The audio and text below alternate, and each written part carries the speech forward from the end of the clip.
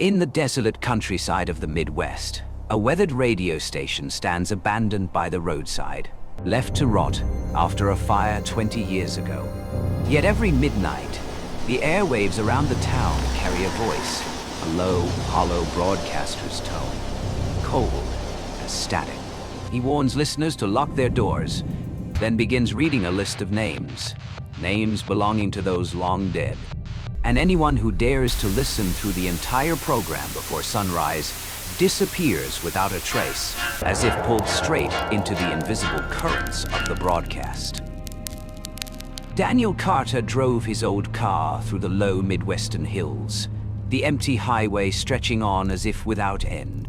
Once, he had been a well-regarded investigative journalist, but in recent years, his reputation had faded. Assignments grew scarce.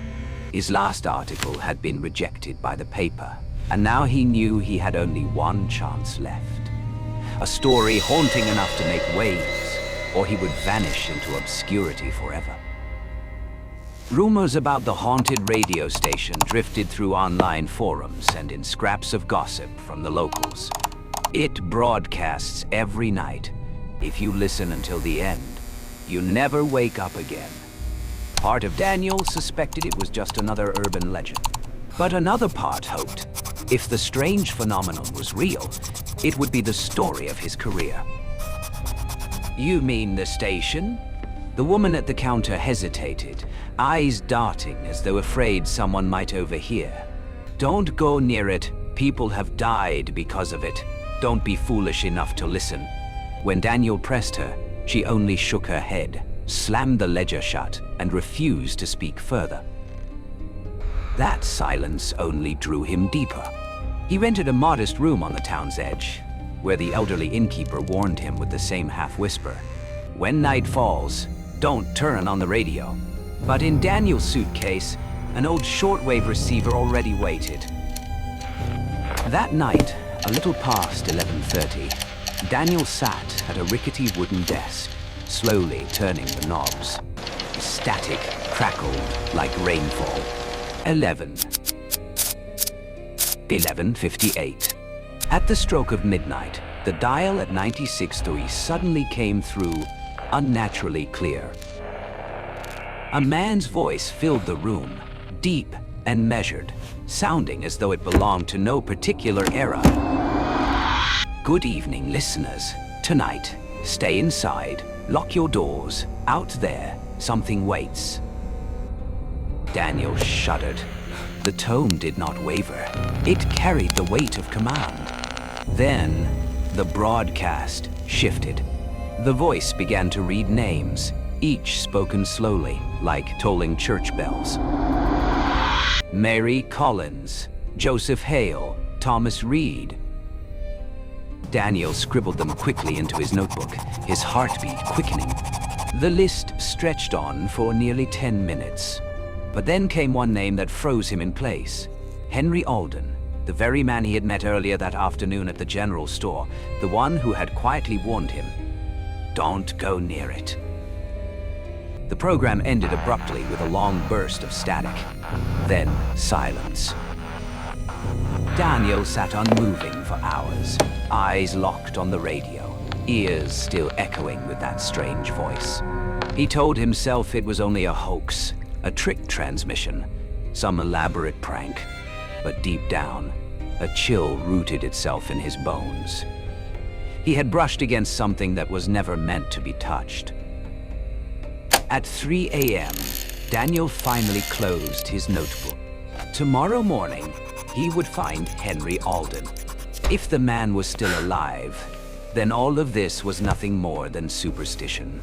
But if not, it would mean the legend had already stepped out of the shadows, and Daniel had heard a warning whispered from the other side of death. The next morning, Daniel went to the wooden house where Henry Alden lived. The door was shut tight, curtains drawn, no light escaping from within. He knocked, calling Henry's name. Silence. An elderly neighbor across the street stepped out and shook his head slowly. "Mr. Alden, He hasn't been seen since last night. The door's still locked, but he's gone." The words chilled Daniel's spine. The death list was no joke. It carried some kind of power, a hidden hand erasing people from existence. He went to the town's small library to dig deeper. Faded newspapers told the story of the 1983 fire that destroyed the Dagwakshi X radio station. Every staff member on the night shift had perished. None escaped. Locals whispered that their ashes had merged with the radio waves, becoming the very thing that still echoed at midnight. By late afternoon, Daniel passed the old general store again. The woman from the day before looked at him with a mix of pity and dread. "You listened, didn't you?" she whispered. "Don't turn it on again. Once it speaks your name, your soul belongs to it." Before Daniel could ask more, she turned away quickly, as though afraid someone or something was listening. That night, in his motel room, Daniel could not resist the temptation.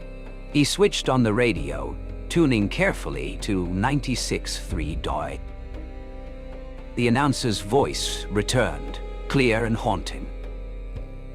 "Tonight, stay inside. Listen well." The list began again. This time, the names were more familiar. Daniel recognized at least 3 people from town he had seen that very day. Between the pauses, faint, overlapping whispers seeped through, like dozens of voices weeping within the static. And at the end, the broadcaster let out a drawn, guttural laugh that froze Daniel's blood. The program ended. Silence filled the room once more. But Daniel knew it was only the surface. Beneath it, something was moving, waiting for the next night to call more names. He closed his notebook, his palms slick with sweat. Yet instead of retreating, his reporter's instinct drove him further. He had to go to the abandoned radio station. Only there could Daniel hope to uncover the source of this nightmare. City, Ali. The road leading to the abandoned radio station was overgrown with weeds and pitted with potholes, as if the entire town had conspired to erase it from memory. The 2-story concrete building sagged under a gray sky, its windows shattered, its antenna bent like brittle bones. Daniel parked, drew a deep breath, and stepped inside. Dust coated everything. The hallways were dark, the walls scarred with burns. At the end of the corridor lay the recording booth, its wooden door half charred, but still intact. Daniel swept his flashlight across the room. The old microphone still stood on the desk, layered in dust, as though waiting for someone to return. Scattered tapes littered the floor, many warped and blackened by fire. He picked up one of the few intact reels and slid it into the machine. A burst of static screeched, then gave way to broken sounds. Frantic cries for help, muffled sobbing, and suddenly a rasping laugh. The very same laugh Daniel had heard over the midnight broadcast. A shiver ran down his spine. The sounds were not merely recordings. They seemed to bleed through the present, echoing out of the darkness itself. He stopped the machine quickly, but his ears still rang with that unnatural resonance. Turning, his flashlight caught the back wall. Scrawled there in charred black letters were the words, "Whoever listens becomes part of the signal. Whoever joins the signal never returns." The writing was shaky, desperate. Daniel left the booth, heart hammering. In the adjacent storage room, he found a stack of burned personnel files, a roster of the night shift staff from 1983. Every name matched those he had already heard in the broadcasts. There was no longer any doubt. The announcer's voice was the echo of the dead. Outside, Daniel gulped the damp air, trying to shake off the suffocating weight. Yet the shadows pressing against the building seemed thicker, heavier. In the wind, he thought he heard whispers, fragments of voices overlapping, as though a crowd of unseen souls was still trapped within the station's scorched concrete walls. Daniel knew he had gone too far. And the most terrifying thought was this: the broadcast might not stop at calling other names. One night soon it might call his. Oh. The third night in town, Daniel sat before the old radio, the red glow of the clock reading 11:59. He had promised himself he would never listen again, yet his trembling hand still reached for the dial. The radio seemed to have its own gravity, an open, black doorway he could not resist. 12:00 door. The static cleared. The announcer's familiar voice filled the room, cold and resolute. Good evening, listeners. Tonight, the souls are ready. The list began. Each name rang out, stretched long like a funeral bell. Daniel scribbled in his notebook, but halfway through, the pen slipped from his hand. The voice slowed, paused. The silence pressed down like ice. Daniel Carter. He froze.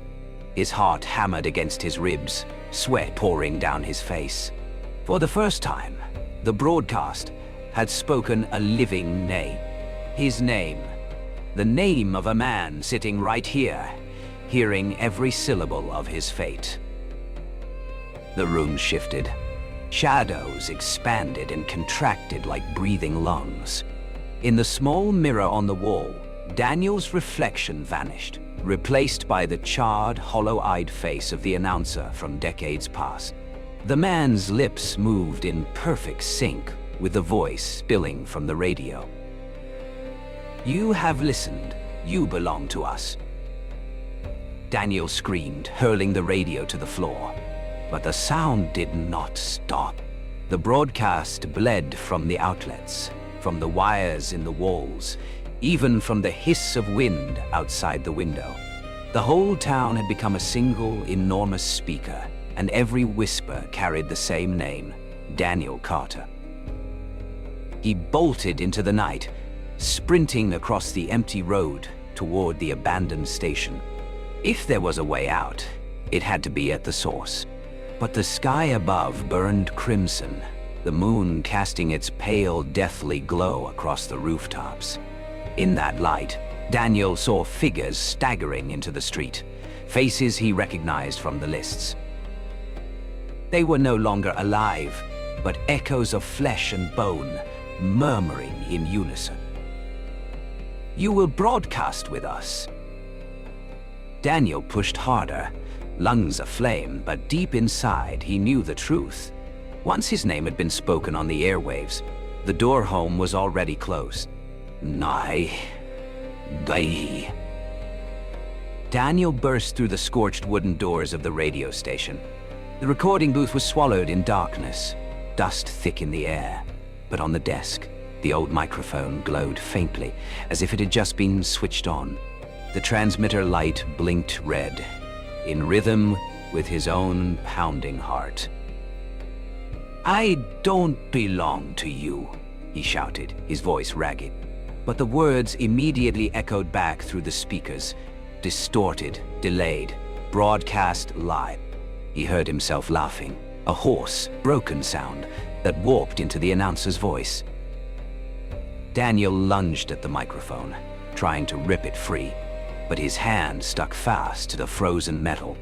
A searing current tore through him. Memories ripped loose, childhood faces, fragments of love, every moment of his life, sucked into the invisible hum of the airwaves. Outside the window, the figures gathered. They shuffled closer, hollow-eyed, their mouths moving in unison. Daniel Carter broadcast with us. Their chant merged with the static of the radio, a grotesque chorus of the damned. He fought, but the more he struggled, the less of him remained. his body blurred, bones and blood dissolving into vibration, fading into the signal. Daniel screamed one final time, but the cry did not leave his lips. Instead, it rang clear through the radio on the floor. Then silence.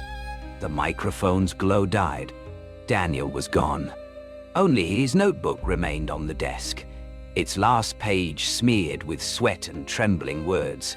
"If you hear your name, run, never stay." That midnight, on frequency 96.3, the announcer's voice returned. But this time, between the roll call of the dead, another voice joined in. Newer, younger, trembling at first, then steady. It was Daniel, his voice now part of the eternal broadcast. "Good evening, listeners. Tonight, lock your doors and listen." Outside, the sun would rise as always. The town would endure, but anyone who tuned their radio to 96.3 at midnight would hear Daniel reading names that would never end. And the signal would never die. Ha! Kelly!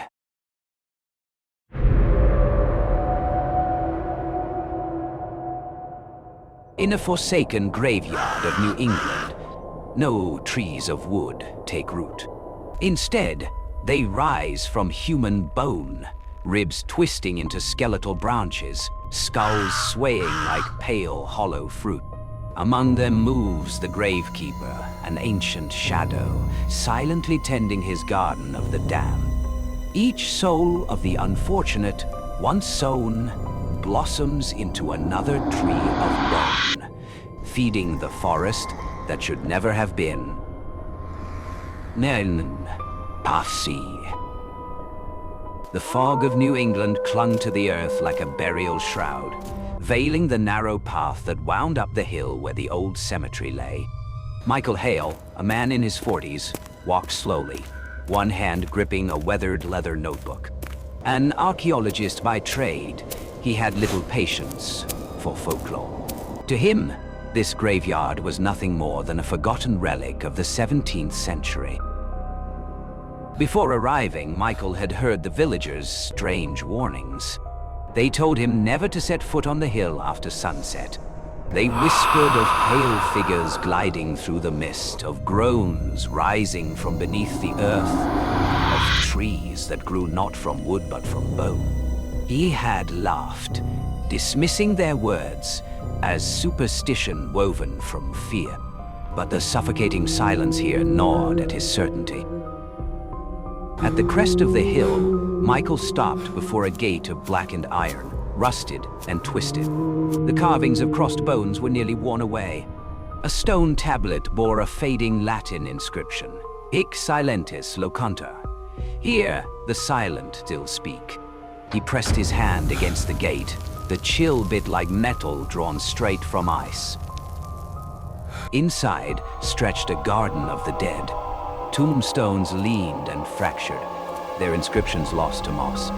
Weeds choked the soil, yet here and there, pale shapes jutted from the earth like limestone shards. Michael crouched and realized they were fragments of bone, disturbingly clean, as though placed there deliberately rather than left to decay beneath the soil. Michael opened his notebook and began to record everything. The shape of graves, the weathered symbols, even the position of the bones.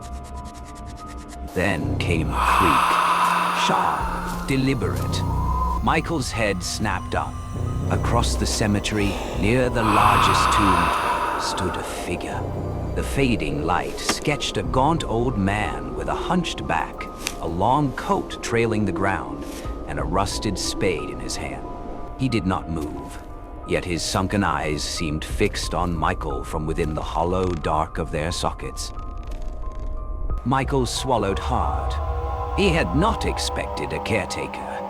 Relief should have come, but instead, a cold shiver clawed its way down his spine. The old man's body did not shift, yet the creak came again, like a gate closing of its own accord. Michael turned. The iron gate stood shut behind him, silent and immovable, as if it had never opened at all. Ah! Michael instinctively stepped back as the old man advanced. His black coat dragged across the wet grass, with a sound like bones grinding together. The hollows of his eyes were deep and sunken, his stare pressing against Michael's chest, as if trying to pierce straight through him. "Night has fallen," the man rasped, his voice corroded like rusted iron. "This place does not belong to the living." Michael forced himself to remain steady. He raised the worn leather notebook, his tone firm. "I'm an archaeologist. I'm here only to survey these old graves.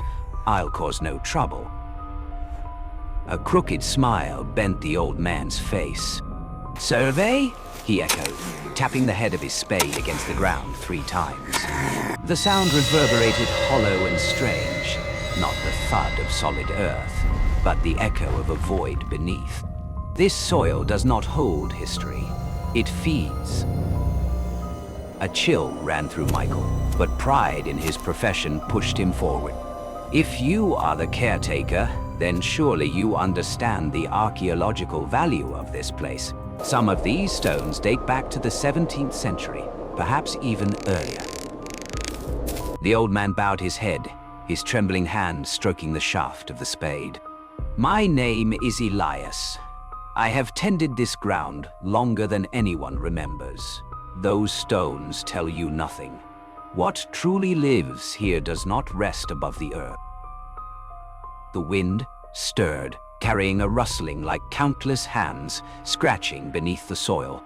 Michael froze, his heart hammering. Through the grass, he glimpsed pale shapes, finger bones, writhing upward, retreating just as quickly. He blinked, and they were gone. Only the grass swayed. Elias watched him still, his lips moving as though in prayer. "You should not remain past dark. After sunset, the soil hungers." Michael drew a sharp breath, etching the words into memory, though his rational mind refused surrender. "I need only 1 night of study. Tomorrow morning, if you wish, I'll be gone."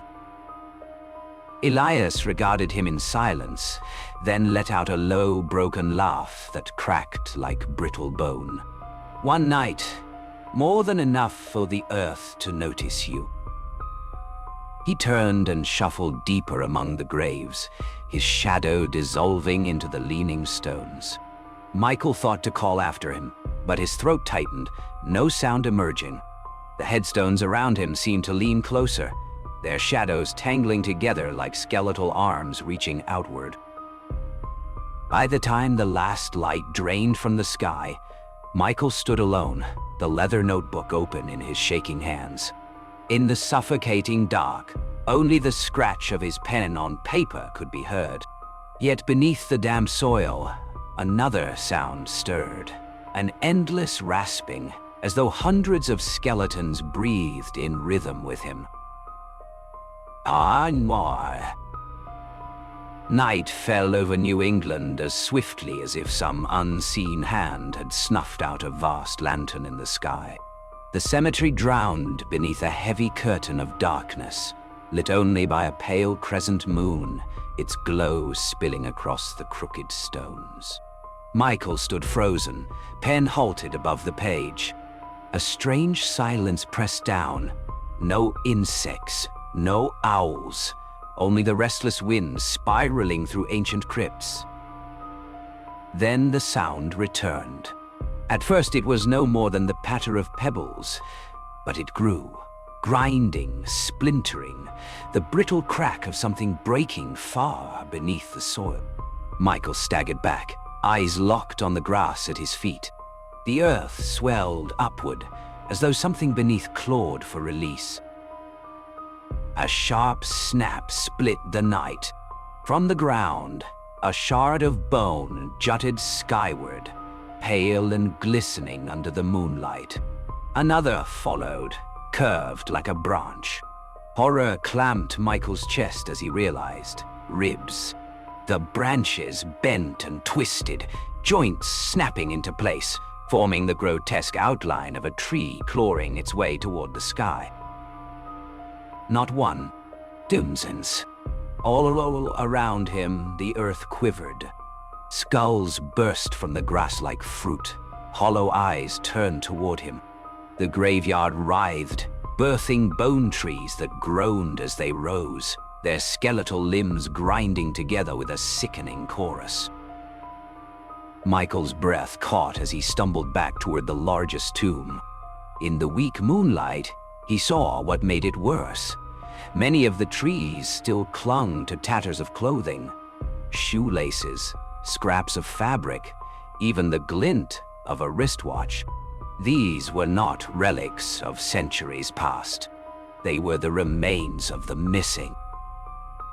The wind howled, carrying with it a sound more dreadful than any gale. The broken murmur of countless voices. Michael strained to listen, heart pounding, and heard them. Help us! Release us! The earth devours. His legs trembled, but terror chained his eyes to the sight before him. The bone forest climbed higher, trunks weaving into a pale lattice, skulls dangling like rotten fruit, clacking against one another in the cold air. Some rose 10 feet high, their limbs creaking as though eager to embrace him. The cemetery had become a living garden of the damned. Michael turned to flee, but the ground at his back split open too, bone shoots sprouting and snapping shut around him. He was trapped, hemmed in by dozens of reaching trunks. A shudder cut down his spine as one tree nearby bent toward him. Its ribs groaned, splintering as they spread open like fingers ready to seize their prey. The air thickened with the stench of damp earth and the sickly sweetness of rotting flesh. Michael gagged, bile rising in his throat. With a strangled cry, he hurled himself toward the massive tomb at the cemetery's heart. Its stone door hung ajar beneath the moonlight, waiting. He didn't hesitate. He plunged inside and slammed the heavy slab shut behind him. Darkness swallowed him whole. The silence pressed so deep he could hear only the hammering of his own blood. And then, from the depths of the crypt, a whisper unfurled, long and serpentine. You have entered the garden. Michael stiffened, ice coursing through his veins. In that moment he understood. He was no longer an observer. He was part of the soil now. Me, I see. Inside the stone tomb, the darkness was thick as a drowned sea. Michael pressed his back against the heavy door, breath ragged, ears still echoing with the brittle crack of bones outside. The air was rank with mold and the faint iron tang of dried blood, choking his lungs until he thought he might suffocate. He flicked on his flashlight. Its trembling beam cut across damp stone walls slick with moss. But it was not only stone. The surface was carved over and over, a mad tapestry of names etched in desperate haste, hundreds of them, clawed in Latin, Old English, and symbols Michael had never seen before. They sprawled like curses left behind by those who vanished. At the tomb's far end stood an altar. Upon it lay a cracked ceramic vessel brimming with fragments of bone, pale and granular like salt. From the floor, black roots wormed upward, coiling around the remains, feeding on them. Michael staggered back, chilled with realization. The earth here did not merely devour, it cultivated. A rasping voice rose from the shadows behind him. You've seen it now. Michael spun, light quivering across Elias, the gravekeeper, stepping forth from the dark. He still clutched his rusted spade, his coat dragging low, but the beam revealed something worse. His skin was fissured with cracks, in places peeling back to expose the bone beneath. Beneath that wrinkled husk, Elias was little more than another living tree of bone. What are you?" Michael stammered. Elias chuckled, the sound sharp as snapping ribs. "I am only the sour. You saw the garden outside. The soil thirsts for souls. It devours the dead, but without a hand to tend them, they would wither. I feed them. I watch over them." Michael trembled, yet curiosity forced the words from him. "And the missing? They are your trees as well." Elias inclined his head slowly. "The wanderers, the sinners, even the curious, like you. Any who set foot upon this land become seed for the garden. That is the covenant. The earth grants me existence, and in return I plant. Call me monster if you will. I have only kept my vow." Michael backed away, heart pounding. I can't stay here." Elias advanced, his shadow stretching across the walls, carved with the names of the dead. "You are already here. The gate behind you will never open again.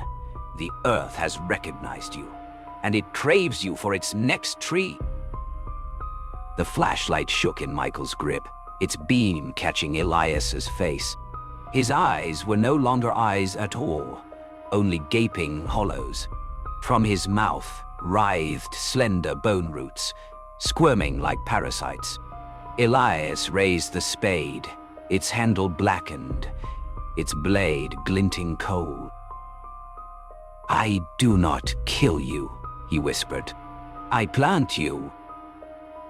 The ground beneath Michael split apart, jagged cracks yawning wide. Skeletal hands thrust up, clutching at his ankles. He screamed, struggling, but the grip only tightened, dragging him inch by inch toward the soil. In that frantic instant, clarity struck him. He had only two paths: surrender to the earth's hunger, or shatter this vile covenant, whatever price it demanded, even if it cost his own life. And Elias stood above him, smiling faintly, the way a farmer smiles as the seed finally sinks into the waiting ground. "Ingen, Umaya." Michael screamed, wrenching at his legs as skeletal hands clamped tighter, dragging him down.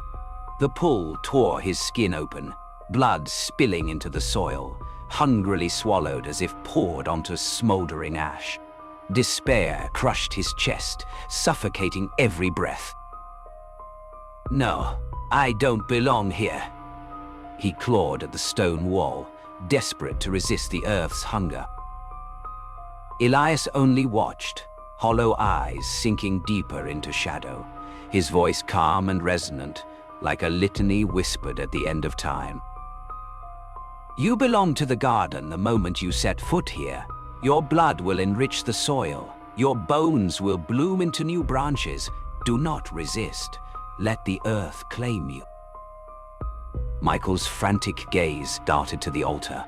The fractured clay urn lay there, brimming with bone dust, its surface tangled in writhing black roots that trembled like starving veins.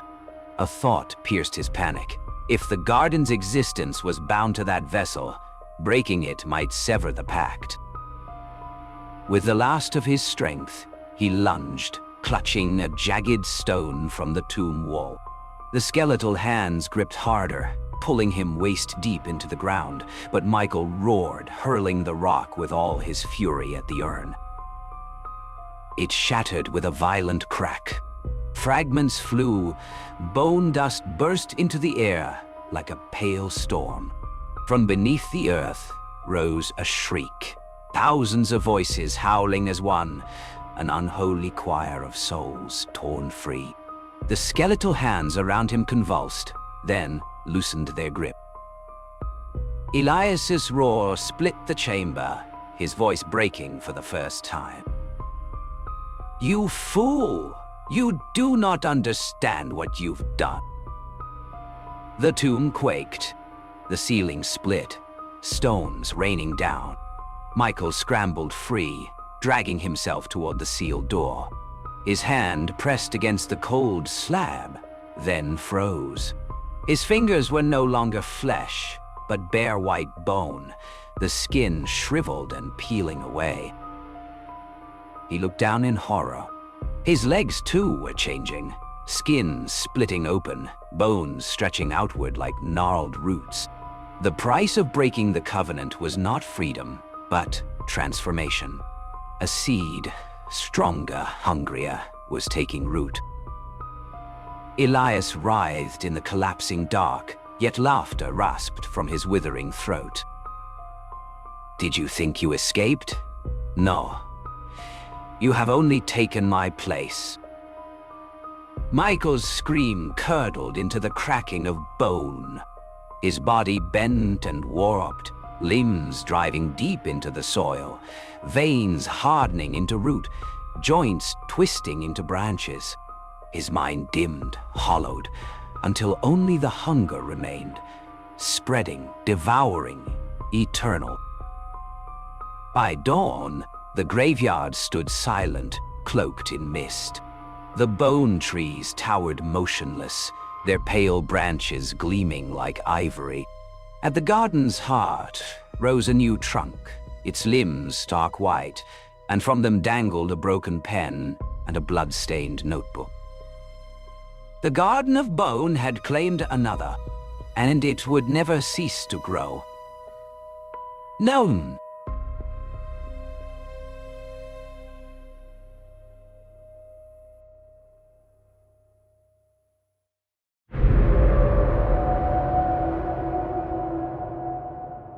Within the abandoned asylum, rusted wires bite into effigies suspended in endless decay. Their hollow forms sway gently, as if lulled by a breath that no longer belongs to the living. When night falls, the silence fractures. The figures convulse, their heads twisting in unison to a broken funereal rhythm. Jonah pulled the car to a halt on the gravel road, where withered trees stretched their skeletal branches toward the ashen sky. Before him loomed the asylum, a corpse of concrete and steel, windows shattered, walls peeled and veined with moss.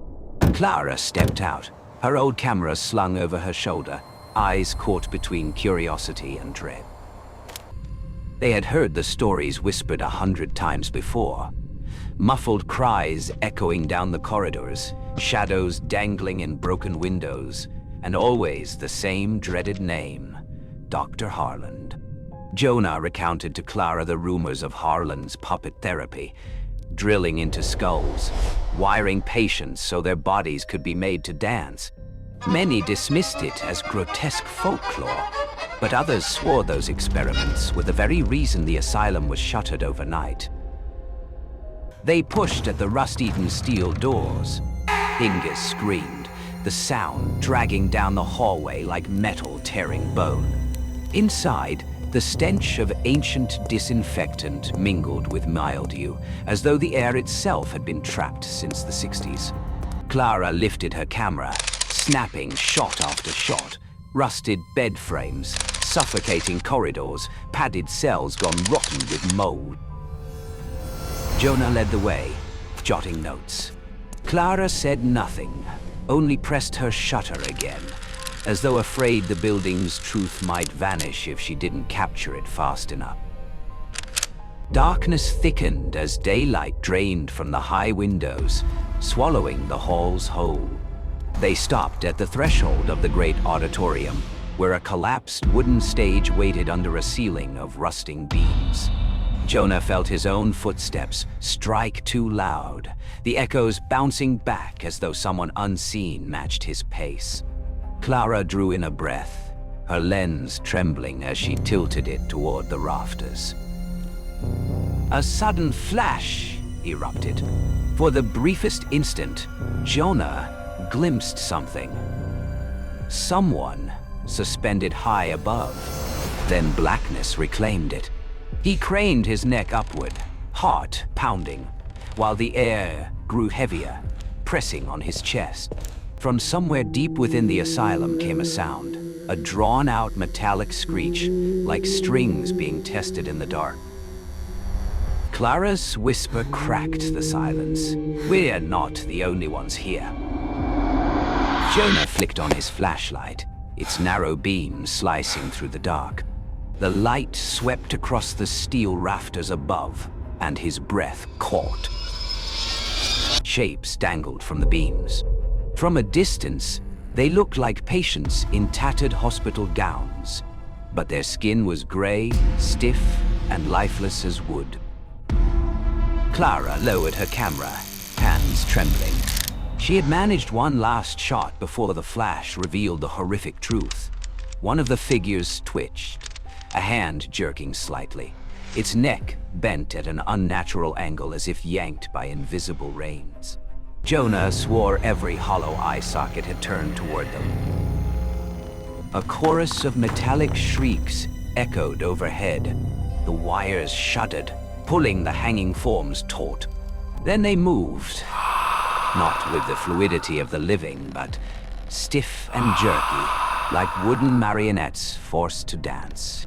Heads snapped in unison, arms lifted, legs curled, all to a rhythm only they could hear. Jonah staggered back against the wall, cold sweat breaking across his skin. He remembered the patient files he'd studied. Rumors of skulls drilled open, wires fed into spines, bodies turned into living puppets. He had never believed it. Not until now. Clara clutched his arm, whispering, They're still being controlled, but by who? A heavier movement drew their eyes upward. From the shattered stage at the far end of the hall, something massive was rising. It was no longer a man, but a grotesque fusion of steel cables, rotting wood, and clattering joints.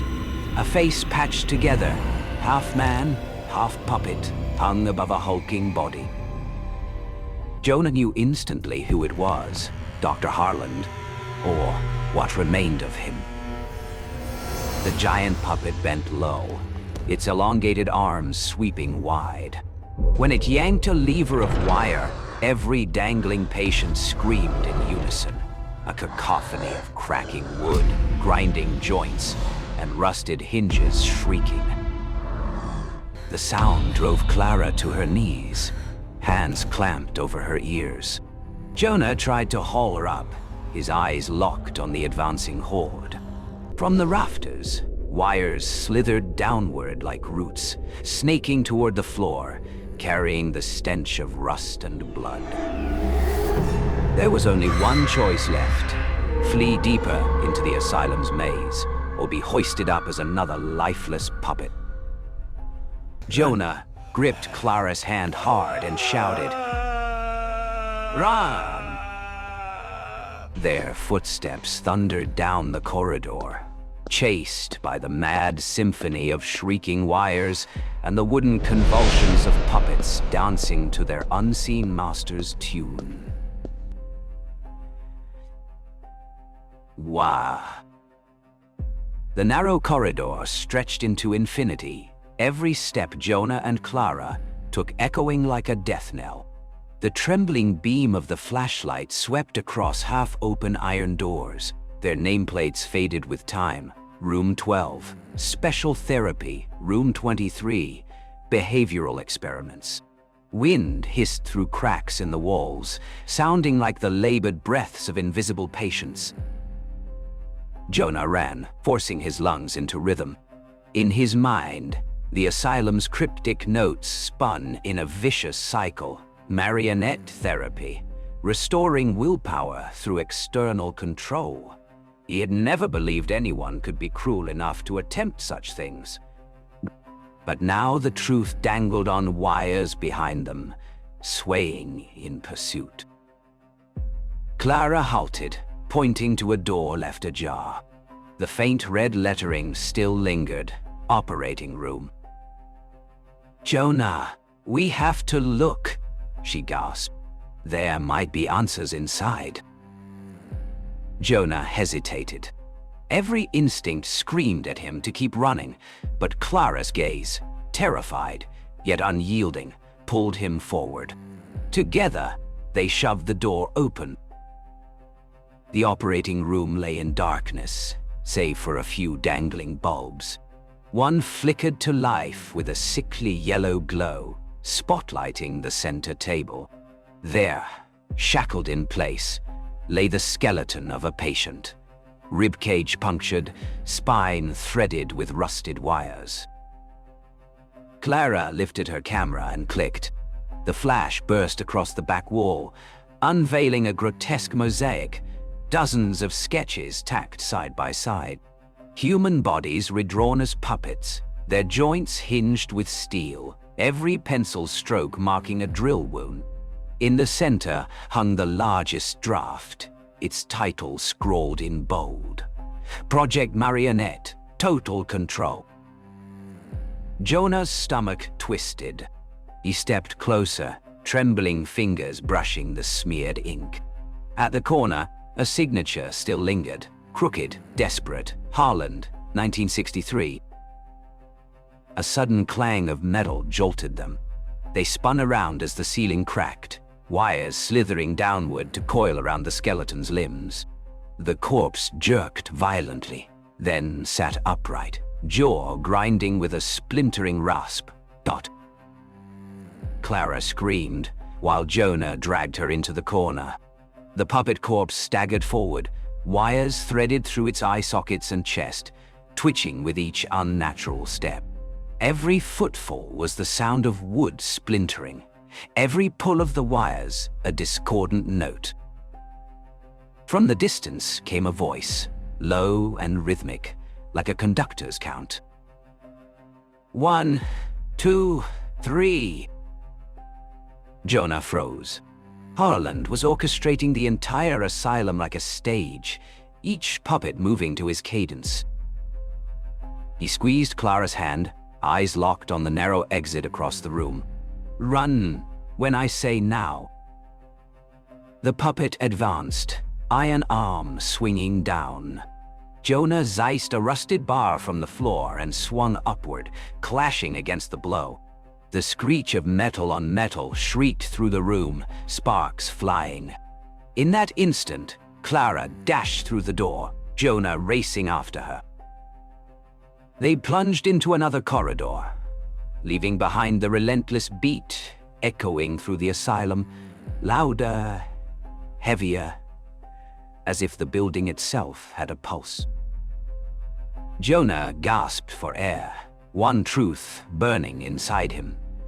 Unless they destroyed the thing at the center of it all, they too would be dragged upward to dangle among the others, lifeless marionettes swaying in Harland's grip. Nisai, never way. The metallic shrieks of the wires still trailed them, but Jonah was beginning to notice a pattern. The cadence, 1, 2, 3, echoed from deep within the asylum, steady as a war drum. Each time the rhythm quickened, the puppets they encountered in the corridors twitched awake, turning in unison toward them. "Clara," he whispered, "the sound guides them. If we follow it, we'll find where Harland is pulling the strings." Clara nodded, her face pale, but a spark of resolve flickered in her eyes. She clutched the camera as if it were the last weapon she had. They descended a rotting spiral staircase. Dust coated the steps, clawed with endless gouges where wires had scraped across the stone. Jonah's hand skimmed the damp brick wall, the chill sinking into his skin like a parasite. As they dropped another level, the beat grew clearer, merging with the taut whine of wires pulled too tight, like a violin tuned past breaking. At the bottom stood a massive iron door. 2 words were carved into its surface: Control Ward. It hung slightly ajar, and through the crack spilled a red glow, pulsing with every count of the rhythm. Jonah drew a sharp breath and pushed it open. Inside lay a circular chamber, its ceiling a high dome from which hundreds of wires dangled like metallic roots. Each tether fed into colossal gears that churned with a grinding tempo. And at the very center, enthroned upon a towering chair, sat the husk of Dr. Harlan. His body was no longer whole. Half his face had rotted away, yet his eyes remained open, milky and unblinking. Wires pierced his ribs, spine, even the skull itself, latching him into the machinery. Each turn of the gears yanked his body in violent spasms, and with every jolt came the thunder of puppets shifting above. Clara covered her mouth, choking back a scream. Jonah could not look away. This was no mere mad doctor. Harlan had transformed himself into the mechanical heart of the asylum, a grotesque puppeteer wired to his own stage. Suddenly, Harlan's eyes swiveled, locking onto them. A voice rolled out, not from his mouth, but from every wire, reverberating through the chamber as though the building itself spoke. The final audience has arrived. The wires shuddered, glowing red-hot. From the fissures in the walls, the patients emerged, dozens of them, shuffling forward. Wooden hands and iron limbs scraped across the floor, closing the circle. Jonah dragged Clara back toward the far corner. His mind raced. He couldn't fight this army. But if Harlan was the center, destroying the machinery might end it all.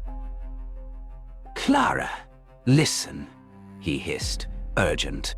"We have to break the main gear. If it stops, everything stops with it." Clara swallowed hard, then nodded. She clutched the camera tighter, ready to hurl it if it meant shattering steel. The puppets advanced, the circle closing in. Harlan's laughter rattled through the dome, blending with the screech of grinding gears, a death orchestra swelling to crescendo.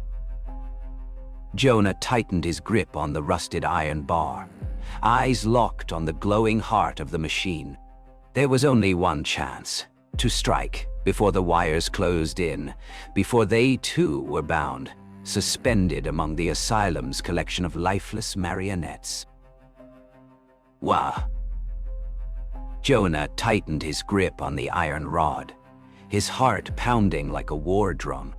The puppets closed in, their hollow eyes gleaming, wires shrieking as they strained.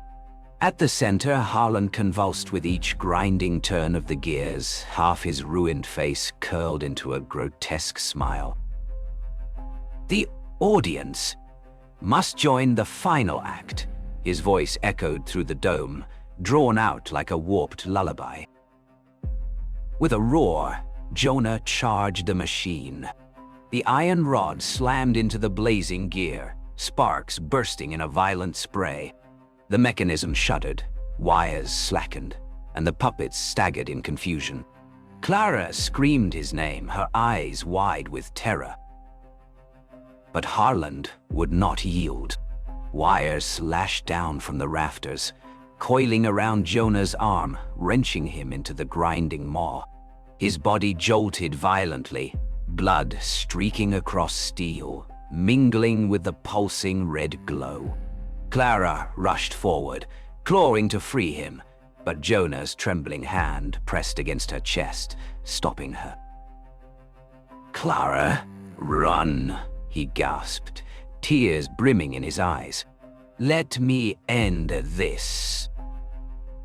Her scream cracked the silence, but the wires twisted tighter, dragging Jonah into the core of the machine. With the last breath of his strength, he raised the rod and drove it down. The gear split apart with a thunderous crack. Light flared, then died. Silence swallowed the chamber. The puppets collapsed where they stood, strings cut, lifeless. Harlan's body crumbled with them, tore into rusted wire and rotted bone. Clara fell to her knees. Before her lay only shattered metal and a smear of blood, the last trace of Jonah. He had been consumed by the machine he destroyed. Beyond the asylum walls, dawn broke at last. Pale light crept through shattered windows, but in Clara's eyes it reflected nothing but a hollow void. The memory of Jonah and the shriek of steel wires would haunt her forever, like a play that refused to end, its curtain never falling. NPC.